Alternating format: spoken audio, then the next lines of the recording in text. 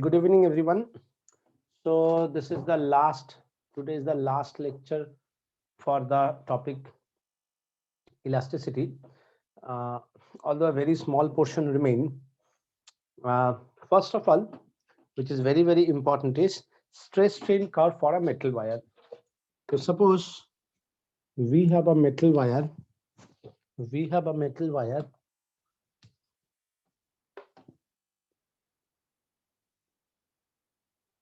Suppose we have a metal wire like this. We know the length, initial length.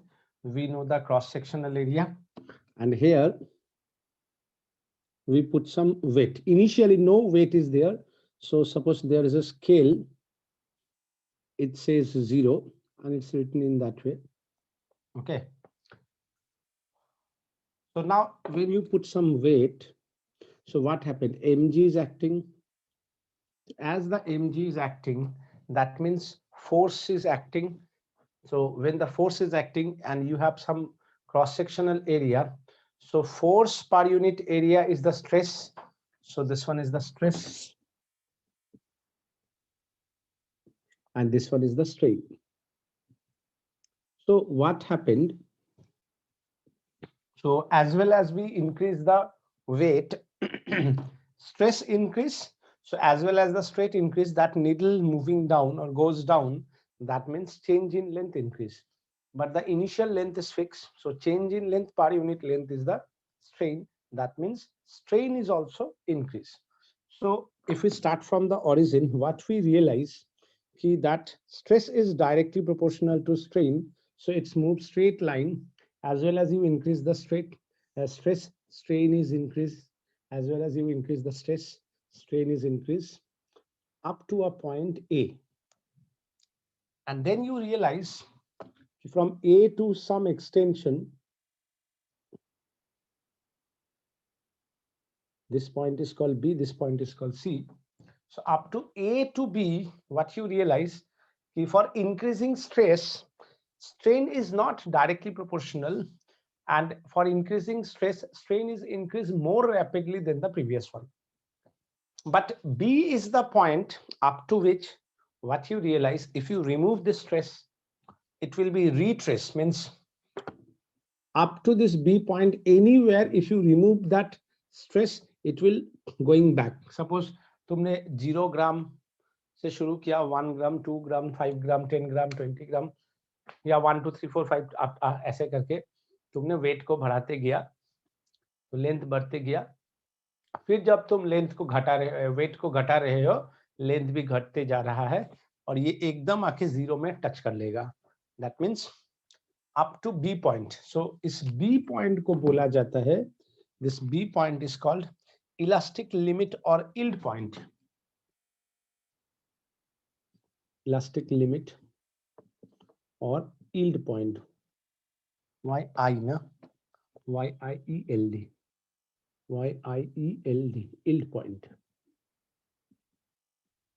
और ये जो A है, जहां पे stress is directly proportional to strain, is called proportional limit.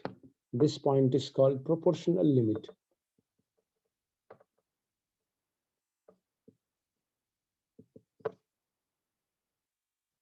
तो up to be तुम कहीं पे भी स्ट्रेस को रिमूव करो, ये रिगेन करेगा. लेकिन बी के बाद तुम कहीं पे भी स्ट्रेस को रिमूव करो तो क्या देखोगे कि it will not exactly regain its original shape and size.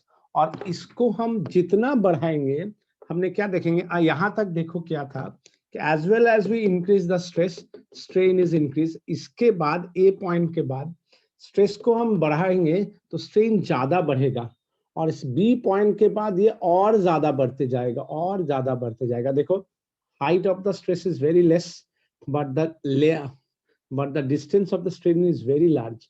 करते करते B एक पॉइंट आएगा, D एक पॉइंट आएगा. यहां तक हम लोग क्या देखते हैं कि if we remove the stress, strain will decrease, but if we move beyond B, it will not exactly regain.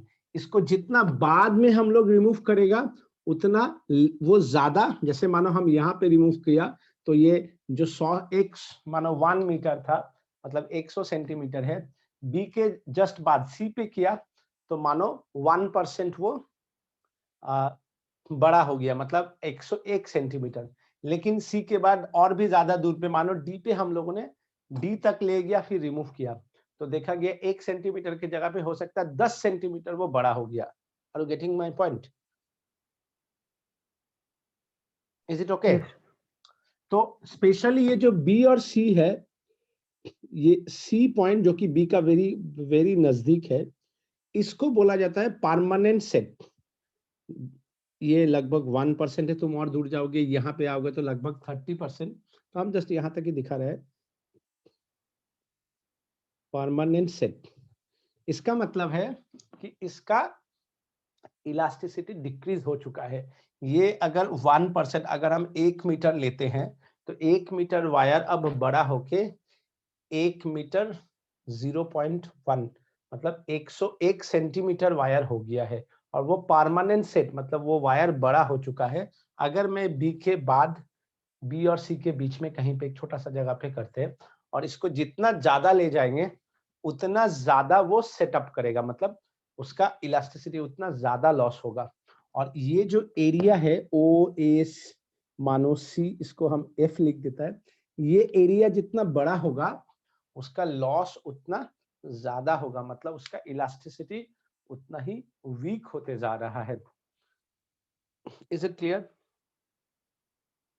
Permanent set मतलब अब वो 100 से नहीं 101 से, फिर अगर तुम यहाँ पे बी के बाद आ गया, मानो सी पॉइंट तक आ गया, फिर तुमने 0 कर दिया तो ये 101 से अब शुरू होगा, मतलब वो वायर 1 सेंटीमीटर बड़ा हो चुका है। Are you getting my point? और इसको हम जितना बी पॉइंट के बाद जितना ज्यादा थोड़ा थोड़ा स्ट्रेस बढ़ाएंगे, मतलब 1-1 ग्राम, तो देखेंगे पहले के रेस्पेक्ट में स्ट्रेन काफी रैपिडली बढ़ रहा है। बढ़ते बढ़ते डी पॉइंट हम क्यों बोल रहे हैं, हम देखेंगे एक पर्टिकुलर वेट के बाद अगर मैं वेट को डिक्रीज करूंगा तो जनरली ये क्या कर रहा था, घट रहा था, तो घटने के जगह पे स्ट्रेस को देखो हम कम किया लेकिन स्ट्रेन बढ़ते जाएगा। मेरा मतलब समझा? मतलब मैंने डी पॉइंट तक हम लोग अगर स्ट्रेस को रिमूव किया तो लेंथ बढ़ गया लेकिन वो बैक करता है, और डी पॉइंट के बाद अगर हम स्ट्रेस को घटाएंगे तो देखेंगे स्ट्रेन फिर भी बढ़ रहा है, और बढ़ते बढ़ते अचानक से वो वायर टूट जाएगा। इस पॉइंट को बोला जाता है फ्रैक्चर पॉइंट।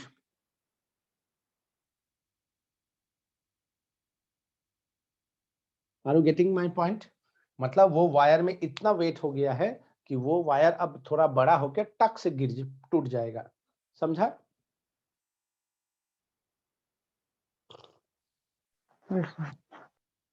समझ में आया? तो ये ग्राफ के बारे में देता है। अच्छा, ये जो बी तक जो पॉइंट है यहां तक को बोला जाता है इलास्टिक रीजन।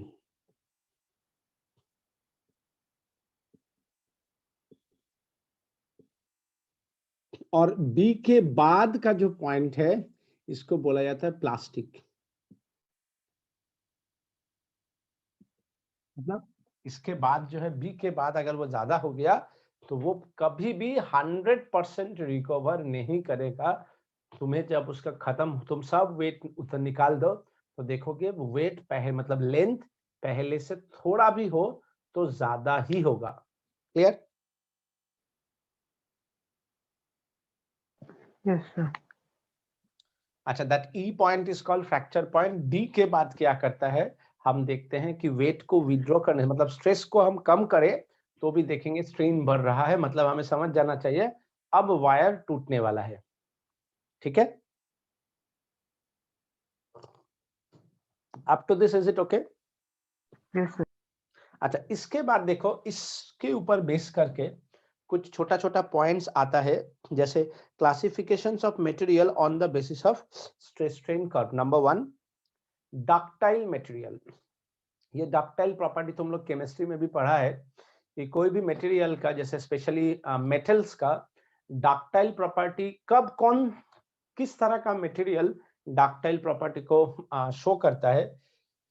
जिस मटेरियल्स का बी से लेके ये जो बी नहीं, हाँ बी से लेके डी, ये जो लेंथ है जितना ज्यादा होगा उसका डक्टाइल प्रॉपर्टी उतना ज्यादा होगा। मतलब उस तरह का मटेरियल से तुम वायर वगैरह बना सकते हो।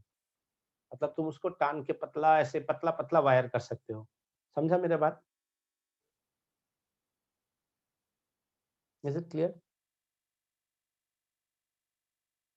Yes, sir. The material which have large plastic region of extension are called ductile property. और दूसरा है brittle property, BRITTLE, brittle material. Brittle material में क्या है, ये जो बी से लेके डी का जो रेंज है ये बहुत ही छोटा है, मतलब वो तुरंत क्या होता है, टूट जाता है। ठीक है, so the material which have a very small region of plastic extension is called brittle material और ब्रिटल प्रॉपर्टी। तो ductile property and brittle property समझ में आया? कभी कभी पूछता है इस इलास्टिसिटी चैप्टर से, what do you mean by ductile property और ductile material, and what do you mean by brittle material? So for ductile material, the elastic plastic range is very large. That means the distance between B and D is very large. And for brittle material, the plastic range is very less. Is it clear? Plastic extension is very less. Is it clear? Yes, sir. इसके बाद एक और property है, इसको बोला जाता है malleability. ये मैलेबिलिटी क्या है? ठीक स्ट्रेस स्ट्रेन कर्व का उल्टा है। मतलब इंस्टेड ऑफ यहाँ पे हम लोग वेट दे रहे हैं, मतलब एक्सटर्नल फोर्स दे रहे हैं उसको एक्सटेंशन करने के लिए, एक्सटेंशन करने की जगह अगर हम उसको कॉम्प्रेस करें तो क्या होता है? अगर हम एक कॉम्प्रेशन कर्व देखें, कॉम्प्रेशन कर रहा है और यहाँ पे फोर्स दे रहा है, फोर्स दो या स्ट्रेस दो, फोर्स और फोर्स नहीं लिखो, स्ट्रेन स्ट्रेस भी बोल सकते हो, स्ट्रेस क्योंकि यहाँ पे भी स्ट्रेस ही है। तो बट ये कॉम्प्रेशन स्ट्रेस है, मतलब हम उसको टान नहीं रहे हैं, हम उसको पुश कर रहे हैं। Is it clear?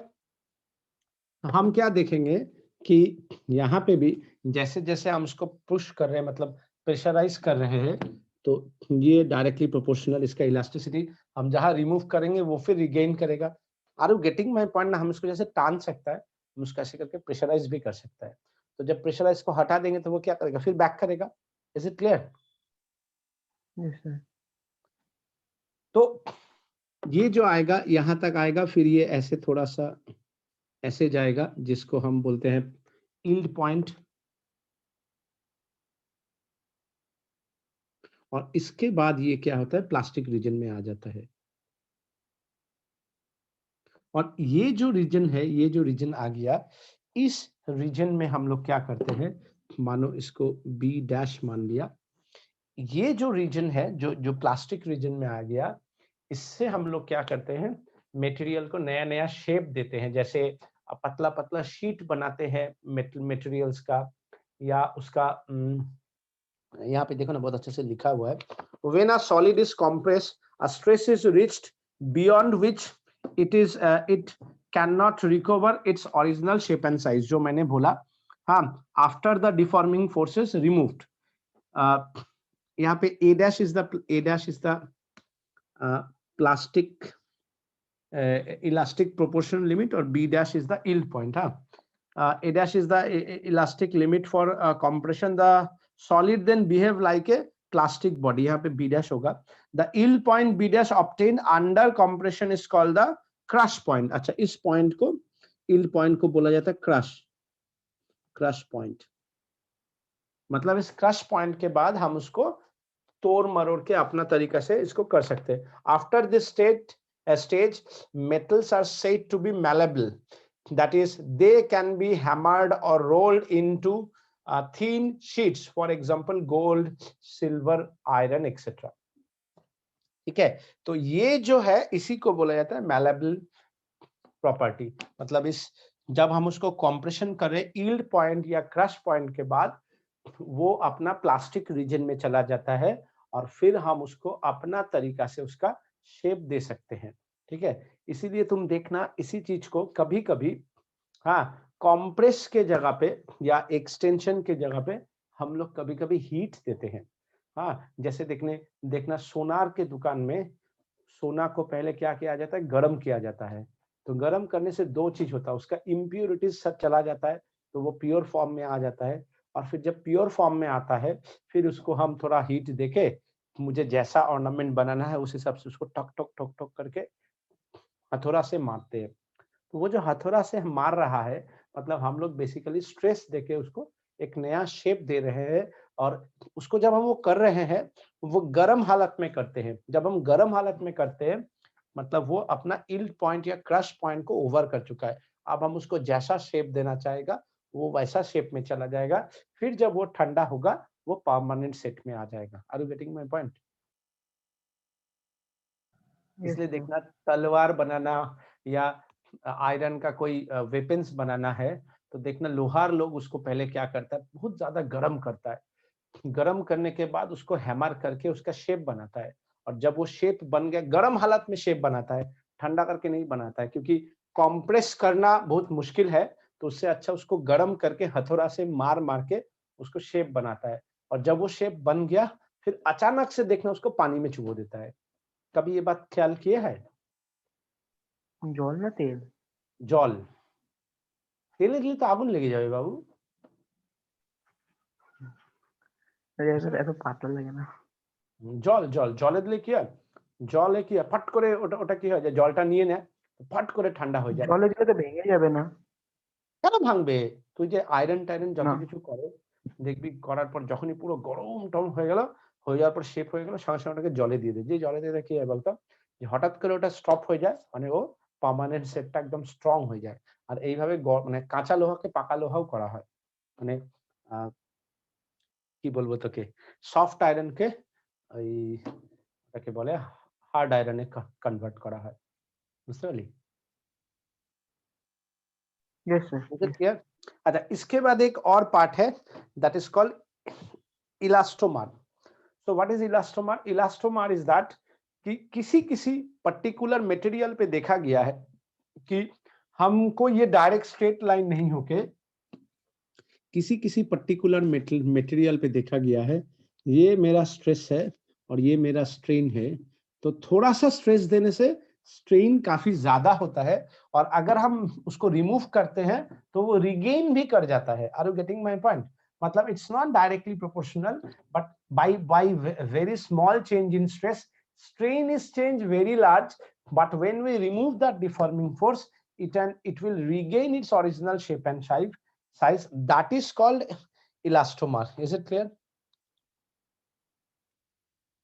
No sir. अरे, ज्यादातर में क्या होता है, stress is directly proportional to strain within elastic limit. मतलब हम स्ट्रेस को बढ़ाएंगे, ये उसी प्रोपोर्शनेट में स्ट्रेन बढ़ेगा। हाँ, जैसे मानो हम यस सर। ऐसे करके बढ़ा रहे हैं, ये one newton per metre square, 2 newton per metre square, 3 newton per metre square. ये मानो 1 centimetre square, 2 centimetre square, 1 centimetre per unit 1 metre, 100 centimetre, 1/100, 2/100, 3/100, proportionate में जा रहा है। यहाँ पे देखा जाता है कि स्ट्रेस को बढ़ाने से स्ट्रेन जो है ज्यादा बढ़ता है, और जब हम रिमूव करते हैं वो रिगेन करके एग्जैक्ट शेप में भी आ जाता है। इलास्टिक कॉर्ड है। हाँ, तो it is in elastic limit but not directly proportional. अच्छा। इसको बोला जाता है इलास्टोमर। इसका एग्जांपल है रबर। तुम देखोगे प्रेशर कुकर का जो ऊपर में जो हम लोग जो एक बेल्ट लगाते हैं रबर का, कभी देखे हो? ऑलमोस्ट सबका घर में वो प्रेशर कुकर आई थिंक सबके घर पे है। तो उसको यस देखना, सर। जो सीटी लगाता है उसके देखना एक रबर का बेल्ट होता है। तो उस बेल्ट को तुम हाथ से लेके टानना, थोड़ा टानना, देखना वो टानाएगा। फिर तुम उसको उसमें रख दो, देखो वो उसी शेप पे आ गया है। हाँ, अच्छा, उसके बाद देखो उतना गर्म हो रहा है, मतलब जैसे प्रेशर कुकर में तुम खाना उना गर्म करते तो वो काफी गर्म रहता है। तो गर्म होने के कारण थोड़ा अगर लूज भी हुआ, जहाँ ठंडा हुआ देखोगे वो फिर अपना शेप ले लेता है। ऐसा नहीं है कि एक बार प्रेशर कुकर में खाना बनाया उसको फिर बाहर लाया, दूसरा बार देखोगे कि उसको अंदर में फिट ही नहीं हुआ, वो बड़ा हो गया। बड़ा होने से वो एयर टाइट नहीं होगा। समझा? मेरा बात समझा मैंने क्या बोला? Yes sir, yes sir. तो वो होता है, वो रबर बैंड होता है, और उसमें क्या होता है कि जैसे स्टील वगैरह को काफी ज्यादा फोर्स देना पड़ता है, उसमें उतना नहीं, थोड़ा सा फोर्स देने से वो ज्यादा लेंथ बढ़ जाता है, और अगर छोड़ दोगे तो फिर रिटर्न भी आ जाता है। So that's why it's called elastomer. मतलब स्ट्रेस इज, मतलब स्ट्रेस बढ़ने से स्ट्रेन बढ़ता है, लेकिन स्ट्रेन कुछ ज्यादा बढ़ता है। जैसे यहाँ पे एक के लिए 1 सेंटीमीटर, 2 के लिए 2 सेंटीमीटर, 3 के लिए 3 सेंटीमीटर, यहाँ पे शायद एक के लिए 1 सेंटीमीटर, 2 के लिए 4 सेंटीमीटर, 3 के लिए 9 सेंटीमीटर, ऐसे करके ज्यादा बढ़ रहा है। मतलब द गैप इज इंक्रीजिंग। समझ में आया मेरा बात? Yes sir. तो ये मेरा था इसके ऊपर। कभी कभी तुम लोग अगर नसीब अच्छा रहा तो इसके ऊपर एग्जामिनर कभी कभी 5 मार्क्स का क्वेश्चन पूछ देता है।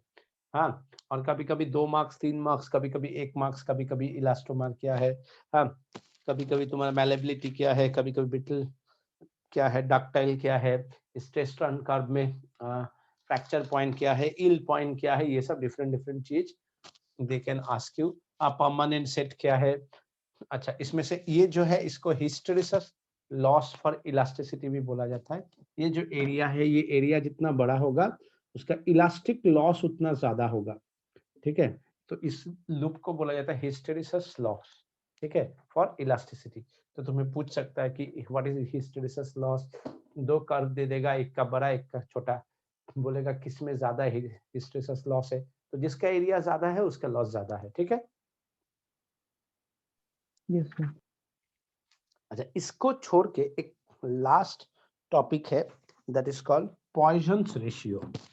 That is called Poisson's ratio.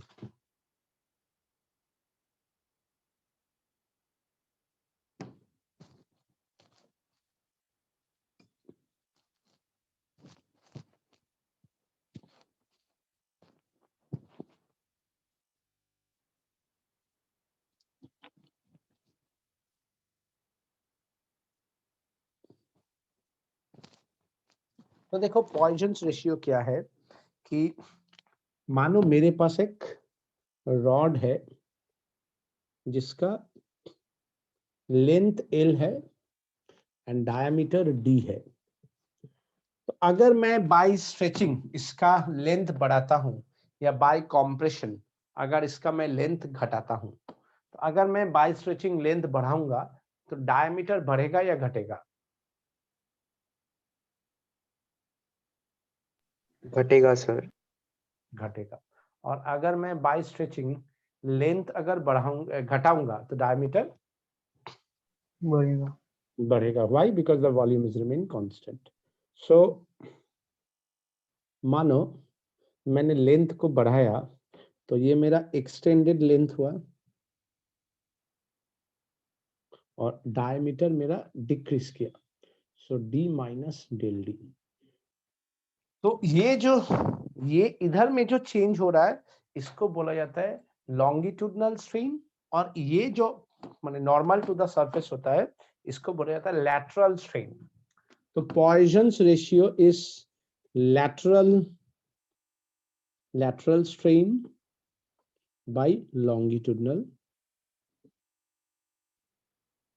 Strain का रेशियो होता है। So what do you mean by Poisson's ratio? It is the ratio of lateral strain by longitudinal strain. Is it clear?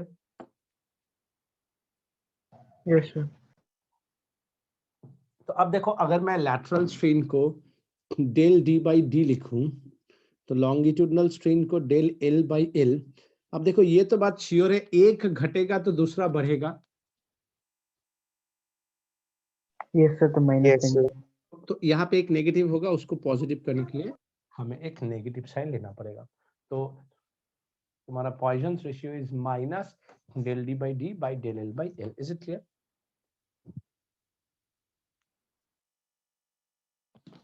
Yes sir. So now everyone write a numerical, and I give you 2 minutes for that. After I'm giving you the numerical. The numerical is that everyone please write down. Huh? Determine the Poisson's ratio of a material. Determine the Poisson's ratio of a material of a wire whose volume remains constant under an external normal stress. Determine the Poisson's ratio of the material of a wire whose volume remain constant under an external normal stress. Is it clear? No, sir. Please repeat. কোথা থেকে বল? Determine the Poisson ratio of a metal whose ratio Of a material of a wire whose volume remain of a material of a wire whose volume remain constant whose volume remain constant. under an external normal stress. Sure. Under an external normal stress. Okay.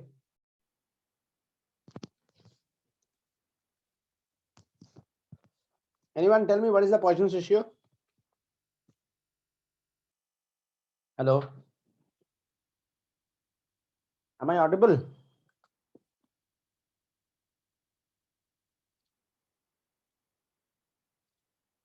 Yes, sir. You're audible. So what is the answer? I don't know. Kano? বেরোলো না তাই। পারলি না? না একদম না। Try কর, বুদ্ধি লাগা। হ্যাঁ কিছু না, কোশ্চেনটা আইআইটি তে এসেছিল। সবই আইআইটি তে আসে। আইআইটি তে তো এগুলো কোশ্চেনই আসে। এই দেখ, we know the volume is, মানে যেগুলো খুব ছোট ছোট কনসেপ্ট সেগুলোই আইআইটি তে আসে। The volume is, এক minute, we know the volume is of a wire is pi r square L. Is it okay? হ্যাঁ sir. And if we want to write, we know r is half of the diameter, so we can write r by 2 whole square into L, so pi by 4 d square L. Is it okay? Yes sir. Now see, the volume is constant and d and L both are variable, and pi by 4 is also constant. So you have only one choice. You differentiate it 0 and it's a partial differentiation, because multiplication money partial differentiation. How you do the partial differentiation? Keeping one constant, differentiate the other, plus by u by v form আর কি। তো এটা 0 হয়ে গেল, pi by 4 কে বাইরে রাখতে পারিস। আমি d square কে constant করে l কে ডিফারেন্সিয়েট করলাম, প্লাস l কে কনস্ট্যান্ট করে when we differentiate d, so the power is 2d this. So this into this is 0, pi by 4 never 0, so obviously d square dl plus 2ld dd equals to 0. That means d square dl is minus 2ld dd. So dl by l minus 2 d this by d square, একটা কেটে গেল, তাহলে d by d এখানে থাকলো, এটা এদিকে আসবে, dl by l, তুই যদি চাস মাইনাস সাইনটাও রাখতে পারিস, তাহলে এটা এদিকে আসবে, এটা এদিকে যাবে, তাহলে 1/2, তার মানে 0.5। এটাই তো পয়সনস রেশিও। বল আইআইটির মতো কোশ্চেন ছিল কিনা এটা? বুঝছিস? So gentlemen, so today we start a new chapter, just an introduction, that is called the fluid mechanics. আজকে fluid mechanics এর just introduction একটু দেব, ঠিক আছে? স্যার আমাদের থার্মো কতটা আছে সিলেবাসে? আমি জানি না রে, আমি পুরোটাই পড়াবো যদি পরীক্ষা না থাকে। देखो फ्लूइड हीट साउंड मैं अपना तरीका से पूरा पढ़ाने का कोशिश करूंगा। अगर बीच में किसी का एग्जाम नहीं आया, किसी का एग्जाम आया तब मैं देखूंगा उसका एग्जाम में क्या है। Is it clear? बिकॉज ये 3 ऐसा चैप्टर है जिससे तुम्हें एटलीस्ट 5 से 6 क्वेश्चन आईआईटी मेंस में और मेडिकल में एटलीस्ट 8 से 10 क्वेश्चन। तो तुम समझ सकते हो कि कितना इंपॉर्टेंट है this part. So yes, we start today fluid mechanics। পরীক্ষা ওরকম ভাবে না হয় তাহলে তুমি কি মার্চ অবধি ক্লাস চালাবা? না, আমি তো প্রথমে তো 11 শেষ করব, and হ্যাঁ। what I'm thinking কি মোস্টলি তোদের হয়তো মার্চ মাসে পরীক্ষা হবে, more or less. So my planning is from first week of April we can start 12. মার্চে তুমি পড়াবা? মানে সিলেবাস যদি শেষ হয়ে গেল তাহলে তো পড়ানোর কিছু নেই, ও, কিন্তু আমার সিলেবাস শেষ করতে করতে ফেব্রুয়ারি শেষ হয়ে লাস্ট তো হয়েই যাবে, ইভেন মার্চও হতে পারে। বলো না, আমি একটু দেখে নেবো আর কি যে কখন পরীক্ষাগুলো শুরু হচ্ছে, তাহলে স্পিডটা বাড়ানো कमानो করবো আর কি। सर पर हम हाँ। लोग का फाइनल शायद फरवरी में होएगा। अरे अभी कुछ डिक्लेयर नहीं किया ना, डिक्लेयर करने दो ना। पागल है फरवरी में, पागल है। देखो मैं तो एक बात, तो देखो ये जो चैप्टर है फ्लूइड, फ्लूइड का मतलब क्या है? फ्लूइड मतलब कि लिक्विड का मोशन। हाँ, तो फ्लूइड में तुम्हारा सब टाइप का लिक्विड आ जाता है। अब जहां लिक्विड का बात आता है, मेरे जहन में मतलब मेरे अंदर दो चीज सबसे पहले फ्लूइड में आता है समझने के लिए। एक होता है मतलब जो सबसे ज्यादा परेशान करता है, एक होता है डेंसिटी और एक होता है प्रेशर। ठीक है, तो हम लोग आज यही दोनों के बारे में थोड़ा बहुत डिस्कशन करेंगे इन द चैप्टर फ्लूइड। ठीक है, तो देखो सबसे पहले what do you mean by density? Change in mass by change in volume. Recording हो रहा है ना? Change in mass by change in volume, limit del v tends to 0, or we can say del m by del v. We know very well all this. SI unit is kg per meter cube. Dimension भी अगर लिखना चाहे हम हंसते हंसते बन जाए रास्ते ml-3, ये सब हमें पता है। ठीक है, अच्छा इसके अलावा कुछ very very important oftenly we use density of water specially at 4 degree centigrade. हालांकि ये 4 डिग्री सेंटीग्रेड वो लोग मेंशन नहीं करता है मोस्ट ऑफ एग्जाम में, लेकिन समझ लेना ये 4 डिग्री सेंटीग्रेड का ही बात है। ठीक है होता है 1 ग्राम पर सीसी, सीसी मतलब क्यूबिक सेंटीमीटर, इसको हम 10⁻³ kg पर मीटर क्यूब भी लिखता है। ये है सीजीएस यूनिट, ये है सीजीएस यूनिट, ये है SI unit. So this too बहुत ही इंपॉर्टेंट है। कभी कभी बच्चा लोग चेंज करने में थोड़ा गड़बड़ा जाता है, तो हड़बड़ी में गड़बड़ी कर बैठता है, तो इसको लेके कोई कंफ्यूजन नहीं होना चाहिए। इसका अलावा देखो कभी कभी एकदम कुछ इजी इजी क्वेश्चन पूछता है, जैसे तुम्हें बोला कि बहुत सारा मटेरियल है, बहुत सारा लिक्विड है m1 m2 dot dot dot mn, और वॉल्यूम है v1 v2 dot dot dot vn। इसका एवरेज डेंसिटी क्या होगा? सो इसका एवरेज डेंसिटी यही है। कभी कभी वो लोग मास एंड वॉल्यूम की जगह पे डेंसिटी एंड वॉल्यूम दे सकता है, तो घबराने का नहीं है। मास का मतलब होता है डेंसिटी इनटू वॉल्यूम, तो ρ1 v1 ρ2 v2 dot dot dot ρn vn by v1 v2 dot dot dot vn कर सकता है। और कभी कभी वो लोग क्या करता है मास एंड डेंसिटी दे देता है, तो उसमें भी घबराना नहीं है, डॉट डॉट डॉट mn। अब डेंसिटी अगर दिया है तो मास इस रो भी सिर्फ इसको याद रखना, तो वॉल्यूम कैसे मिलेगा? मास बाय डेंसिटी, तो m1 by ρ1 m2 by ρ2 dot dot dot mn by ρn। Is it clear? Yes, sir. तो ये सब एकदम बेसिक चीज है। इसके साथ एक बहुत ही इंपॉर्टेंट मतलब बहुत बहुत बहुत ही ज्यादा इंपॉर्टेंट एक है, उसको कहा जाता है रिलेटिव डेंसिटी।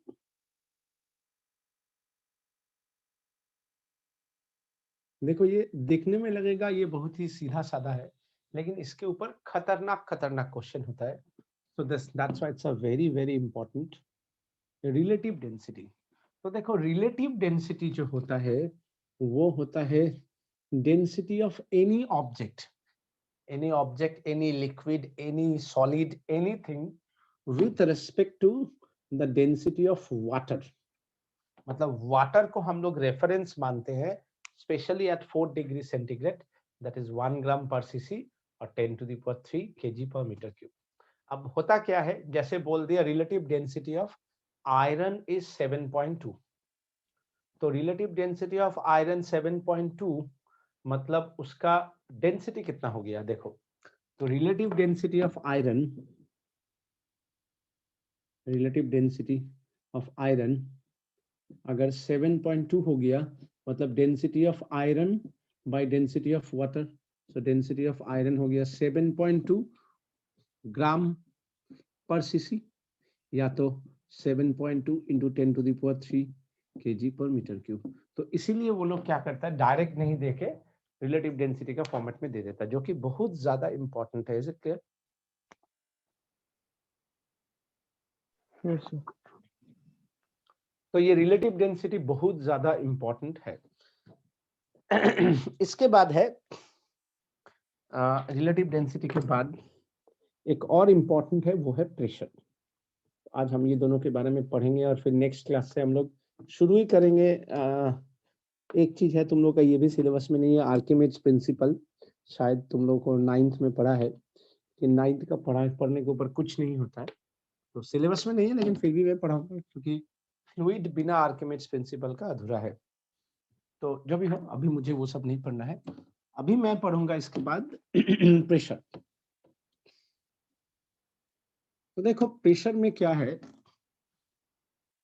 प्रेशर होता है change in force per unit change in area. You can write limit area tends to 0 या dF बाई dA। तुम इसको चाहो तो फोर्स पर यूनिट एरिया भी लिख सकते हो। इसका ऐसा unit Newton per metre square और पास्कल भी बोला जाता है। ठीक है, न्यूटन पर मीटर स्क्वायर और पास्कल भी बोला जाता है। कुछ इंपॉर्टेंट कन्वर्शन, 1 atm जो होता है atmospheric pressure, that is the 76 centimetre of Hg होता है। Mercury that is 1.01 into 10⁵ Newton per metre square होता है। दैट इज 1.01 इंटू 10⁵ पास्कल होता है। दैट इज 1.01 बार होता है। ये बार मतलब बियर बार नहीं, बार मतलब pressure, and that is equals to 760 torr होता है। ये जो टॉर का चक्कर है, ये टॉर का चक्कर में मेरा एक दिन 4 व्हीलर का चक्का फटने वाला था। मैं तुम्हारा ये जो जगह है 3 बत्ती मोड़, वहां का एक पेट्रोल पंप में गया, वो साला मशीन लगाया है फॉरेन का मशीन, तो वहां पे बार के जगह पे कोई कारण से टॉर हो गया था। ठीक है, तो उस टॉर में जो उसका जो प्रेशर था कुछ ज्यादा ही ये टॉर में दिया हुआ था। हाँ, तो वो लोग बोल रहा था इतना इतना होता है। नहीं, टॉर में नहीं था वो, बार में था। हाँ, बार में था शायद, जो भी हो। हम लोग जो नॉर्मल जो चक्का में लगाता है 30 या 40, तो उसका वो जो कन्वर्शन था वो तुम्हारा, मतलब अगर वो हम करते तो वो 40 में वो लगाता, तो नॉर्मल जो 40 उसके जगह 60 या 70 हो जाता। हाँ, तो मुझे क्या लगा कि साला ये 2-3 बल्ब है, लाइट जल रहा है, ये लोग टिप टॉप मार रहा है। फिर मैं नेट में चेक किया, फिर उसको कन्वर्ट करके फिर उसको बोला कि आप इसको फिर लाइट को चेंज करवाया उसका, फिर मैंने हवा लिया। मुझे एग्जैक्ट मालूम नहीं उसमें किस में था। तो ये है। हाँ, everyone, is it clear? Yes, hello. अच्छा, अब देखो इसका जो सबसे इम्पोर्टेंट बात है, सबसे इम्पोर्टेंट बात है, वो है प्रेशर होता है, जो कि मैंने लास्ट दिन भी कराया था, force per unit area. Force मतलब mg by area. mg mass मतलब density volume, g by area. Density volume मतलब area into height by area, मतलब rho ji h. Is it clear? yes, sir. अब यहाँ पे देखो, जो बात मैंने लास्ट दिन नहीं बोला था आज मैं बोलने वाला हूं, तो ध्यान से सुनो कि pressure does not depend on area. ये एक बहुत ही इंपॉर्टेंट बात है। तो प्रेशर सिर्फ और सिर्फ लिक्विड के लिए प्रेशर सिर्फ और सिर्फ rho density of the liquid, g जो कि हमारा अर्थ के लिए सब जगह सेम ही है, और हाइट, ये तीन ही इसका मेन कहानी है। बाकी किसी भी चीज के ऊपर प्रेशर डिपेंड नहीं करता है। दूसरा बात है, although pressure is a force per unit area, तो we know force is a vector and we represent pressure by the direction, but pressure is not a vector quantity, pressure is a scalar quantity. क्यों? मानो मेरा ये एक liquid है, pressure is a scalar quantity. Area इसका area कारण देखो, area का यहाँ पे तो स्केलर है, तो फोर्स के साथ वेक्टर का साथ स्केलर का मल्टीप्लिकेशन करने से ऐसा नहीं है कि वो वेक्टर नहीं होता है, ठीक है। जैसे 10 न्यूटन फोर्स, 10 तो स्केलर क्वांटिटी है ना, हाँ तो ऐसा नहीं है कि मल्टीप्लिकेशन या डिवीजन अगर तुम स्केलर क्वांटिटी का करोगे तो वो वेक्टर नहीं हो सकता है, ठीक है, वैसा कोई बात नहीं है।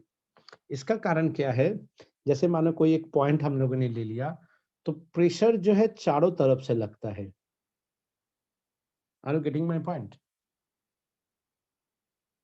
Yes sir So pressure is not acting in a particular direction. So as the pressure is acting in all direction, so it is a scalar quantity. देखो मैंने एरो से रिप्रेजेंट किया है, लेकिन चारों तरफ से लगता है, ठीक है। यस सर हाँ, अच्छा अब यहाँ पे देखो, मैंने जो बोला कि as the pressure does not depend on the area, इसका मतलब बहुत अच्छा है, बड़ा है। इसका क्या मतलब बड़ा है? इसका मतलब है कि अगर मेरे पास ऐसे 3 शेप का लिक्विड कंटेनर रहे, जिसका जो बेस है वो एग्जैक्टली सेम है, शायद मैं नहीं कर पाया हूं, लेकिन मेरा जो कहना है ये एकदम सेम है, ठीक है। ये थोड़ा छोटा बड़ा हो गया, और इसमें सेम हाइट तक मैंने लिक्विड डाला। ये मानो ए पॉइंट है, ये बी पॉइंट है, ये सी पॉइंट है। अगर बोलेंगे सबसे ज्यादा वेट कहाँ पे रियलाइज हो रहा है, तो सबसे ज्यादा वेट रियलाइज हो रहा है सी पे, उसके बाद ए पे, उसके बाद बी पे। Are you getting my point? Yes sir मतलब वेट डिपेंड ऑन अमाउंट, जिसका अमाउंट ज्यादा उसका वेट ज्यादा। लेकिन अगर तुम्हें बोलेगा ए बी सी सबसे ज्यादा प्रेशर कहाँ पे है, गलती से भी मत सोचना ज्यादा वेट मतलब ज्यादा प्रेशर, ठीक है। अभिरूप, हाँ मानो तुम्हारा 2 पैर है और तुमको टीचर पनिशमेंट देने के लिए बोला तुम चूज करो, एक मोटा ताजा लड़का, एक जूता पहना है, ठीक है, और मोटा ताजा लड़का जूता पहना है, और एक कमसिन सी लड़की, पतली सी दुबली सी, वो एक पेंसिल हिल पहना है। तो जो मोटा ताजा लड़का है उसका वजन है मानो 80 किलो, और कमसिन सी जो पतली लड़की है उसका वजन है मानो 40 किलो। अब तुमको बोला तुम्हें दोनों में से किसी एक का, वो पैर से वो तुम्हें दाबेगा, किसी एक का तुमको दाब खाना है, तो तुम कमसिन सी लड़की देख के मत बोलना कि हम वो जो कमसिन सी लड़की है उसका पैर का पेंसिल हिल का दाब खाएंगे। Are you getting my point? Sir pencil हिल किया है पेंसिल हिल मतलब जो जूता का जो नीचे होता है ना, लड़की लोग जानता है ये हिल ऐसे होता है, इसको कहता है पेंसिल স্যার हिल। তুমি কি করে জানো আমার বয়স হয়ে গেছে না, এরকম জুতো টাইপের হয়। তো এটা দিয়ে যদি চাপা দেয়, ঠিক है 45 kilo, but the area is very very very less, so the pressure is खतरनाक। Are you getting my point? छेदा हो जाएगा हाँ, मर भी सकते हो। लेकिन जो मुड़े जाओ ना मोटा मोटा ताजा इंसान है उसका पैर है ये, कुछ नहीं होने वाला है, समझा? हाँ इसीलिए देखना जो सुई होता है, सुई का जो निप होता है वो इतना शार्प होता है कि वो आराम से इतना फोर्स मतलब इतना प्रेशर जनरेट करता है कि वो मसल को भेद करके अंदर घुस जाता है। सो दैट्स व्हाई, मतलब क्या हुआ कि एरिया तुम्हारा यहाँ पे force per unit area is the pressure, ये डिपेंड कर रहा है, ठीक है ना। हेलो, समझा मेरा है सर बात। है। लेकिन हाँ। यहाँ पे देखो, यहाँ पे जो है तुम्हारा, जब हम वेट ऑफ द लिक्विड में जा रहा है, जो बेसमेंट का एरिया तीनों का सेम है यस सर। ना? तो मतलब बेसिकली क्या है, it depend on rho ji H. तो ए पॉइंट पे, बी पॉइंट में और सी पॉइंट में सेम प्रेशर लगेगा। Is it clear? কেন কি সবগুলো সেম হাইটে? সবগুলো সেম হাইটে, क्योंकि ये लिक्विड है। सॉलिड का, ये दोनों सॉलिड है, सॉलिड में कहानी अलग है। Are you getting my point? আচ্ছা। लिक्विड में क्या है कि यहाँ पे तीनों का जो है, लिक्विड में मास बाय एरिया में एरिया कैंसिल होके हाइट ऑफ द लिक्विड पे ही ओनली डिपेंड। सिमिलरली तुम्हारा पास ऐसे मानो एक डिफरेंट डिफरेंट शेप का कंटेनर है, so pressure also does not depend on the shape of the container. ठीक है,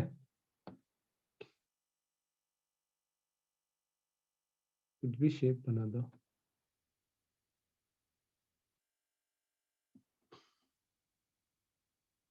ऐसे मानो चारों है, सेम हाइट तक का लिक्विड है, सेम लिक्विड है।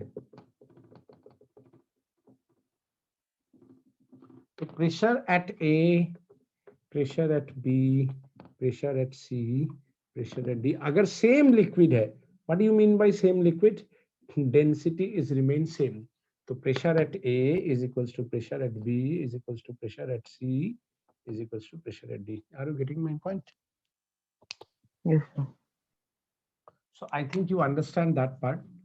हम लोग इसके बाद वाला जो पोर्शन है, जो कि काफी इंटरेस्टिंग है, पर I need some time for that, because उसके साथ ही साथ तुम लोग को न्यूमेरिकल भी देना पड़ेगा। तो हमने ये बेसिक इंट्रोडक्शन दे दिया आज। नेक्स्ट मतलब Monday, Tuesday, Thursday, Friday, Saturday से मैं तुम लोग को इसका एकदम भरपूर आनंद दूंगा तुम लोगों को, ठीक है।